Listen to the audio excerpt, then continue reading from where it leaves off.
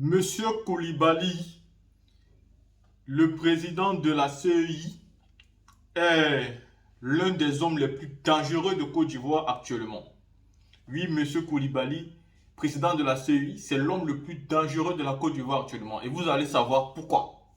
Ici, je vais vous montrer une vidéo de ce monsieur qui essaye d'expliquer pourquoi le président Laurent Gbagbo a été radié de la liste électorale.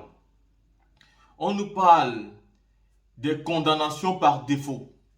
Voici des personnes qui ont envoyé le président Laurent Gbagbo à la CPI. Ils l'ont donné entre les mains de la communauté internationale pour qu'il aille se faire juger.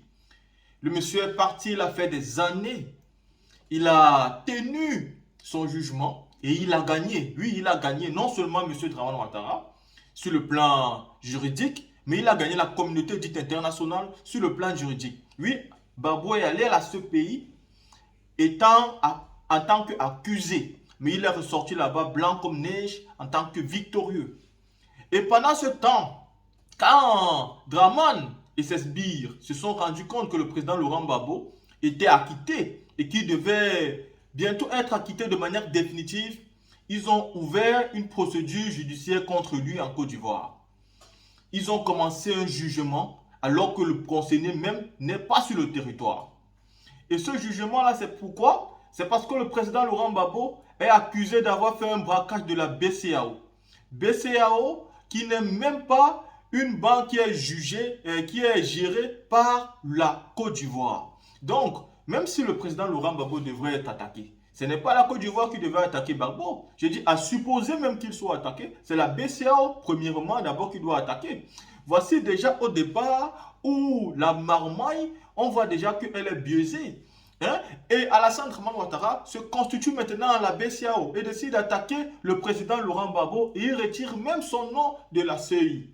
Et pourtant, le président Laurent Gbagbo fait un recours à la justice africaine qui décide alors d'envoyer un courrier à Dramane et disant à Dramane que le président Laurent Gbagbo doit voir son nom réintégré dans la liste électorale. Malgré cela, ils ne vont rien faire.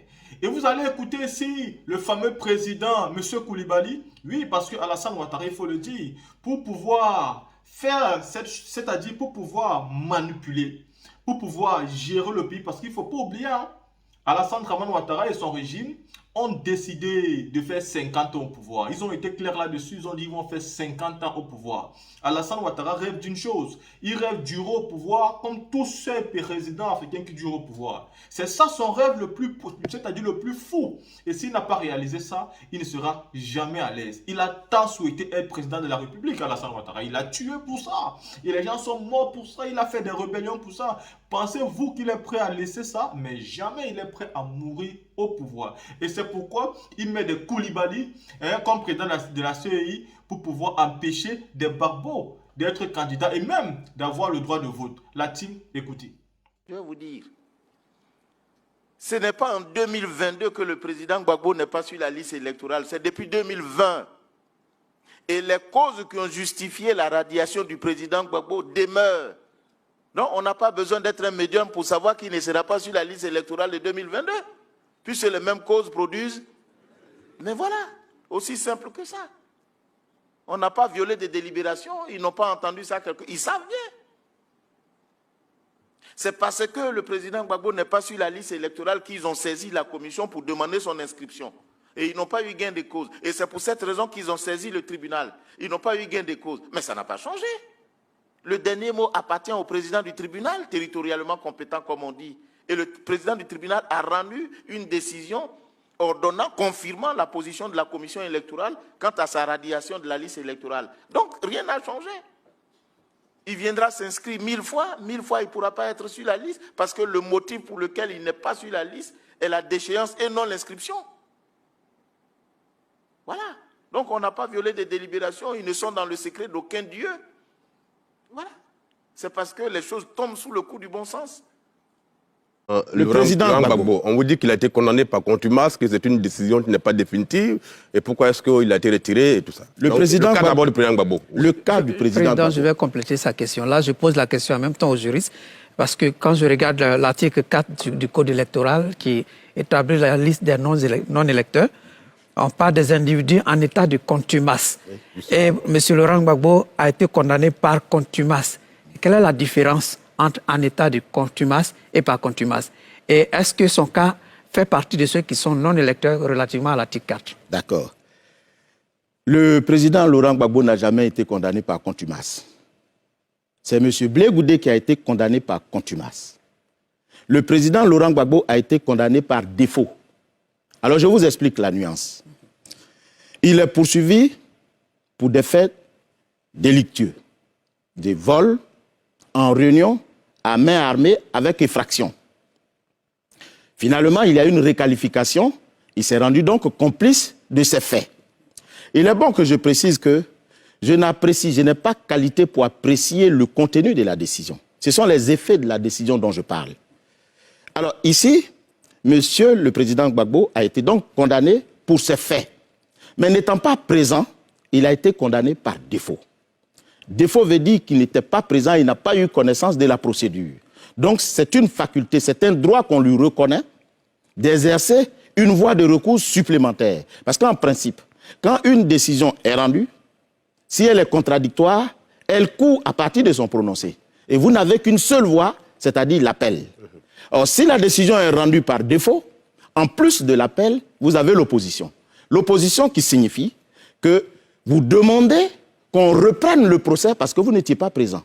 Donc la décision qui a été rendue par défaut devient caduque. Fort de cela, à l'occasion du procès de M. le président Gbagbo, son avocat, Maître Bobré Félix, a saisi le tribunal d'une opposition. C'est-à-dire qu'il demande à ce que le procès soit repris. Une citation à prévenu est donc signifiée à l'avocat qui a sollicité l'opposition pour qu'on reprenne l'audience. Et à cette audience, le prévenu ne comparaît pas ni ses avocats, ce qui amène le juge à prononcer un jugement d'itératif défaut. Qui signifie quoi? Qui signifie que tu m'as demandé de reprendre l'audience, le procès, parce que vous n'étiez pas présent, j'ai repris l'audience, tu n'es pas non plus venu pour la deuxième fois. Donc je rends une décision d'itératif défaut. Mais quel est l'intérêt du jugement d'itératif défaut? Il emporte deux conséquences. La première, c'est que la décision par défaut contre laquelle vous avez formé opposition va s'appliquer à vous. Et la deuxième, c'est que vous n'avez plus de voie de recours d'opposition, il reste seulement que l'appel. Et l'article 560 dit que si un jugement est rendu par défaut, est rendu par itératif défaut, le délai d'appel court à compter de la signification. Alors, fort de cela, le procureur de la République, qui est chargé de l'exécution des décisions de justice, va commettre un huissier, qu'on appelle aujourd'hui commissaire de justice, à l'effet de signifier cette décision qu'on appelle le jugement d'itératif défaut au prévenu. Il se rend à son domicile. Tout ceci est contenu, bien entendu, dans un procès verbal dressé par le commissaire de justice qui fait foi jusqu'à inscription de faux. C'est pour ça que je m'en sers. Alors, il se rend à son domicile. Et à ce domicile, où il ne trouve pas porte close, il trouve une dame du nom de Nambintou Ouattara, qui dit effectivement, c'est chez le président Gbagbo ici. Mais son avocat, c'est Maître Dagué Rodrigue. Il faut vous référer à ce dernier. Voilà son numéro. L'huissier, le commissaire de justice donc, rentre en contact téléphoniquement avec Maître Dagué, qui lui dit « Oui, j'ai été l'avocat du président Gbagbo, mais je ne le suis plus. Désormais, adressez-vous à Maître Maintenon, qui est l'avocat de M. Gbagbo. » Ce faisant, l'huissier se transporte au cabinet de Maître Maintenon, où étant et parlant, il le reçoit. Maître Maintenon le reçoit, et l'huissier lui dit ceci. « Maître, êtes-vous l'avocat de Monsieur le Président Gbagbo ?» Il répond sur interpellation. Monsieur le Président Gbagbo m'a fait l'honneur de me demander de l'assister, ce que j'ai accepté volontiers. Ce qui fait qu'il devient l'avocat de Monsieur Gbagbo. Et fort de cela, l'huissier lui dit, je suis porteur d'un jugement d'itératif défaut le concernant.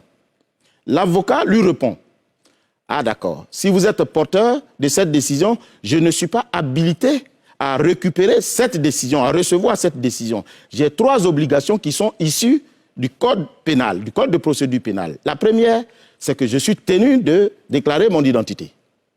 La deuxième, de donner l'adresse de mon client, ce qu'il fait. La troisième, de lui dire la durée de l'absence. Il dit, je ne peux pas vous le dire parce que il est à La Haye, je ne peux pas savoir combien de temps il va y séjourner. Voilà les trois. Il dit, mais la quatrième qui consiste à recevoir la requête, je ne suis pas tenu. Vous êtes tenu, vous, à votre tour, d'aller signifier cette décision à personne, à monsieur Gbagbo à La Haye. Voilà ce que l'avocat dit. Et ce, conformément à l'article 560, que l'avocat lui-même, il invoque. Or, que dit l'article 560? L'article 560 dit ceci. Si le jugement est rendu par défaut ou par itératif défaut, le délai d'appel court à compter de sa signification, quel qu'en soit le mode. Je dis bien, quel qu'en soit le mode. L'avocat dit que la seule signification qui vaille, c'est celle qui est faite à personne de Gbagbo, à la personne de Gbagbo. Or, on distingue plusieurs modes de signification. Le premier, c'est la personne elle-même. Le deuxième mode, c'est à domicile élu, c'est-à-dire chez son avocat. Puisque généralement, quand l'avocat présente sa lettre de constitution, il dit « Mon client, lequel élit par la présente et des suites, élection à mon cabinet ». Deuxièmement, on peut faire la signification à parquet lorsque on n'a ni domicile ni résidence connue de la part de la personne concernée. On peut faire également la signification à mairie quand on connaît l'adresse, mais qu'on n'a trouvé personne au domicile de la personne. Voilà en fait les différents modes. Très bien. Président, vous n'avez pas dit le nom de Maître Beaubré, celui qui a engagé la procédure. Oui. Pourquoi est-ce que le commissaire de justice n'est pas allé vers Maître Beaubré pour lui remettre? Parce que semble-t-il, Maître Beaubré se serait déporté. C'est-à-dire il n'était plus l'avocat, à un moment donné. Il a indiqué d'ailleurs Voilà, tout à l'heure. je l'ai dit. Alors, Président, in fine, ce que vous êtes en train de nous dire, c'est que... Nous examinons les décisions qui nous sont données par le ministère de la Justice. Nous apprécions le caractère irrévocable de ces décisions. Bien, et c'est fort de cela que nous radions les personnes de la liste. Donc, Président, tout ce que vous venez d'évoquer, c'est dans le procès verbal que vous aurez reçu. Bien entendu, ça se trouve dans le procès verbal. Nous avons exigé cela. Parce qu'il ne suffit pas de nous donner une décision. L'acte que nous allons poser est tellement grave. De radier quelqu'un de la liste électorale, il faut qu'on s'entoure de toutes les garanties légales. C'est pour cette raison que nous avons... Quand vous finissez d'écouter M. Koulibaly, qui lui-même dit très bien que cette décision est une décision grave. Mais nous avons l'impression qu'il ne se rend pas compte à quel point elle est très grave. Parce qu'il s'agit quand même de la tranquillité, de la paix d'un pays. Et aussi, vraiment, de la légitimité même et de la légalité de ce qu'ils font. Il parle lui-même de condamnation par défaut. Mais la condamnation par défaut est d'abord parce que le monsieur que vous avez jugé et condamné n'était même pas là. Vous faites comme si vous ne saviez pas où il était. Pourtant, vous savez très bien. Parce que vous avez vu qu'il a battu la CPI, alors vous avez préparé votre plan B. Et rappelez-vous bien ici, je vais vous rappeler pour ceux qui ont peut-être oublié, le président Laurent Gbagbo, quand il venait d'arriver, dans l'un de ses premiers discours, il avait dit qu'on voulait qu'il aille s'asseoir à Maman et pour ne plus faire la politique. Et il avait dit qu'il n'a plus besoin d'entendre ça dans ses oreilles. Il ne veut plus qu'on lui dise de ne plus faire la politique. Je vais vous poser une question. Qu'est-ce que vous imaginez? Gbagbo, son travail, c'est la politique. Sa vie, c'est la politique. Tout ce qu'il sait faire, c'est la politique. Si aujourd'hui, vous l'empêchez de faire la politique, ça veut dire que vous l'envoyez en retraite avant le temps. C'est-à-dire il ne devient plus rien du tout. Parce que toute sa vie, c'est la politique. Vous voulez, c'est comme trouver votre grand-père qui est au village, qui a passé sa vie à cultiver, à faire les travaux champêtres. Vous prenez votre grand-père, vous le ramenez en ville. Quelque temps après, il vous dit qu'il a besoin de rentrer au village. Passer ses travaux, il a besoin de son travail pour pouvoir exister. Parce que c'est ce qu'il sait faire depuis. Gbagbo, c'est la politique. Et M. Ouattara aujourd'hui, en retirant le nom du président Gbagbo dans la liste électorale, non seulement empêche le monsieur de faire la seule chose qu'il sait le mieux faire et même l'envoie en retraite anticipée. Eux seuls avec le droit. Vous savez, vous avez jugé quelqu'un par défaut. Quand il est arrivé au pays, c'était à vous d'ouvrir, c'est-à-dire une nouvelle procédure. Vous avez jugé le monsieur, il était à la CPI. Quand il est arrivé en Côte d'Ivoire, c'était à vous d'engager une nouvelle procédure vu qu'il était là. Vous dites très bien que votre décision est par défaut. C'est-à-dire que quand vous avez pris la décision, là, le monsieur n'était pas là. Et maintenant qu'il est là, c'était à vous d'engager cette procédure. Mais non, vous avez décidé de partir gracier le monsieur. Pourtant, il ne vous avait absolument rien demandé. Et maintenant, vous condamnez le monsieur. Pourquoi? Pourquoi? la BCAO, l'argent qui a été pris à la BCAO était pour payer les fonctionnaires d'État. Et parmi ces fonctionnaires d'État, on trouvait bel et bien les ministres actuels de M. Alassane Dramane Ouattara qui ont été payés par cet argent-là. Le président Gbagbo n'a pas volé la BCAO. Et ceux qui ont cassé la BCAO là, on les connaît. On connaît ceux qui ont cassé la BCAO. Donc la condamnation caduque qui n'a aucun sens fait de cet homme, président de la CEI, l'un des hommes les plus dangereux de la Côte d'Ivoire, qui reste tout sérieux sur un plateau de télé et essaie d'expliquer l'inexplicable sans même rigoler et il se prend au sérieux. Vous voyez des menteurs, quand ils mentent tellement, ils finissent eux-mêmes par croire à leurs mensonges. C'est pourquoi ce n'est pas bon de beaucoup mentir. Parce que quand vous avez l'habitude de mentir, vous finissez par croire à votre mensonge. Vous n'êtes rien, mais vous mentez tellement aux gens que vous êtes important, que vous finissez par croire vous-même que vous êtes important. Cette décision va causer des problèmes. Et cela prouve même qu'Alassane Ouattara n'a pas besoin d'éviter les conflits en Côte d'Ivoire. Et ce que nous apprenons dans les coulisses, c'est qu'ils sont en train de faire des tractations pour faire des coups d'État imaginaires et pour mettre ça sur le dos du PPACI. Parce que vous savez très bien que le PPACI et ses militants ne vont pas rester tranquilles, ne vont pas rester les bras croisés. Et nous, on parle de PPACI, même pas, c'est de toute l'opposition. Et c'est alors là même qu'il faut l'union de toute l'opposition. Parce qu'il n'y a pas que le président Gbagbo, mais pour le président Gbagbo, c'est très très grave. Mais il y a les Soro qui ont pris les 20 ans. Il y a d'autres opposants qui sont muselés. Pour eux, vous devez rentrer et faire comme M. Charles Blé Goudé. Comme Gbagbo ne fait pas comme M. Charles Blé Goudé, alors Gbagbo doit être radié. Parce qu'il voulait que le président Gbagbo passe s'asseoir à Mama et ne fasse plus la politique. La team, voici donc que vous avez écouté. Dites-moi ce que vous pensez de ce président de la CEI qui pour moi est l'un des hommes les plus dangereux de la Côte d'Ivoire. Si ce n'est pas parmi les 5 meilleurs hommes les plus dangereux actuels.